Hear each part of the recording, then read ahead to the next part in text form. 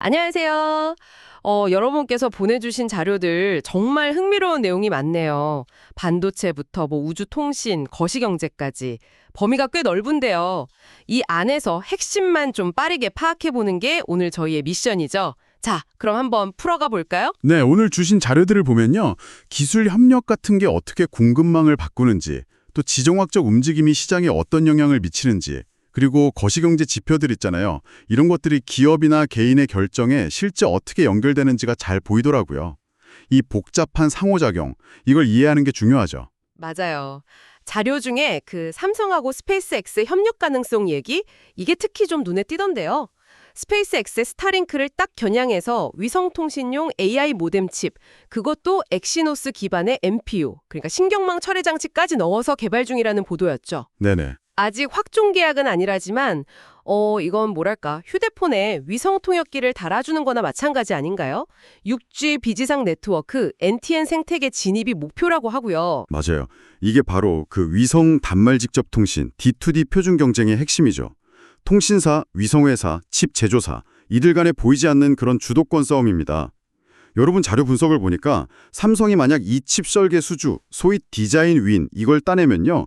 장기적인 매출이나 핵심 IP 확보에 엄청 도움이 될 거라는 거죠. 네, 단순 부품 공급 그 이상인 거예요. 아, 그럼 테슬라가 차세대 AI 칩, AI5와 AI6 생산에 삼성을 포함시킨다는 소식도 약간 이런 맥락에서 연결해 볼 수 있겠네요. 자료들을 이렇게 엮어보니까 단순 공급 계약 이상의 그림이 그려지는 것 같아요. 특히 AI6는 텍사스 삼성 공장에서 전량 생산 계획이라는 얘기까지 나왔다면서요. 정확합니다. 테슬라 입장에서는 삼성 그리고 TSMC 이 두 거인을 다 활용하면서 공급망 안정성도 확보하고 가격 협상에서도 유리한 고지를 점하려는 거죠. 반대로 삼성에게는 이게 파운드리 실적 개선은 당연하고 시스템 LSI 설계 영향까지 시장에 확실히 보여주면서 신뢰도를 높일 수 있는 아주 좋은 기회입니다. 그러니까 양쪽의 이해관계가 딱 맞아떨어진 아주 고도의 전략적 윈윈 게임 이렇게 볼 수 있습니다. 기술 얘기하다 보니까 자연스럽게 시장을 흔드는 다른 요인들도 같이 보게 되네요. 여러분 자료에도 미국이 러시아 주요 석유 기업 로스네프트나 루코일 제재하면서 유가가 단기적으로 확 뛰었다는 내용이 있었죠. 네, 그렇죠. 그런 지정학적 움직임이 바로 시장에 영향을 미치는 거죠.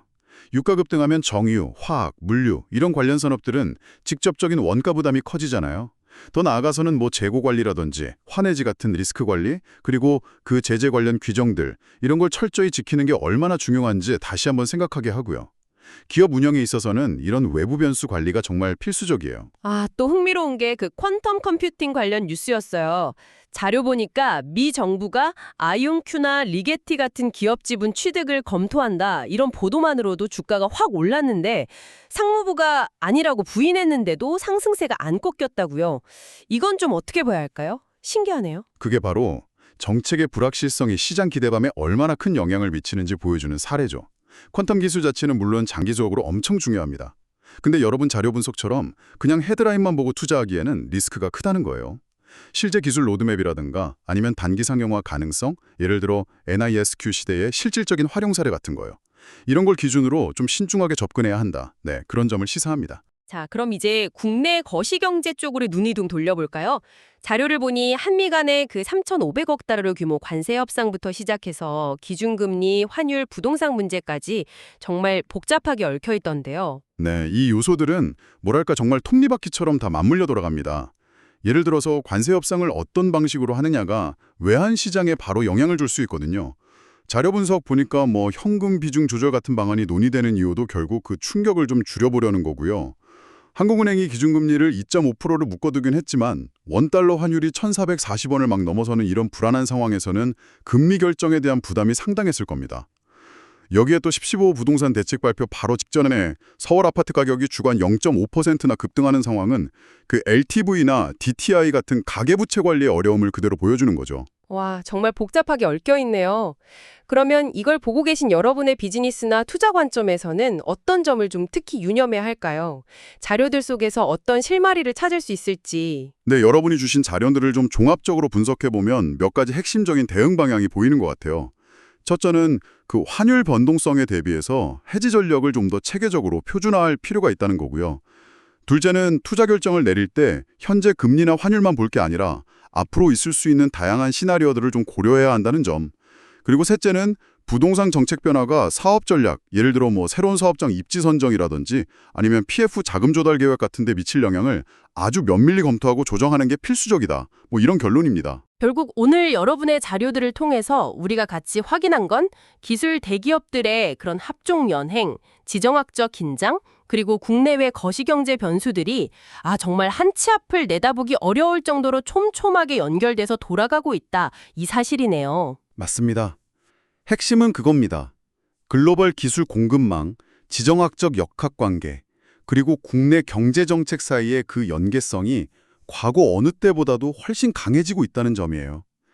따라서 겉보기에는 서로 다른 영역처럼 보이는 사건들을 이렇게 연결해서 그 속의 의미를 읽어내는 통합적인 시각이 점점 더 중요해졌습니다. 그래서 오늘 분석을 바탕으로 여러분께 이런 질문을 한번 던져보고 싶습니다.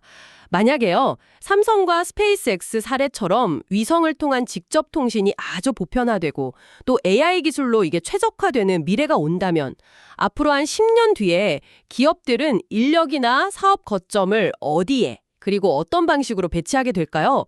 어쩌면 지금 우리가 너무나 당연하게 생각하는 지상 인프라의 제약에서 벗어나서 완전히 새로운 형태의 입지 전략에 등장할 수도 있지 않을까요? 여러분도 한번 상상해 보시면 좋겠습니다.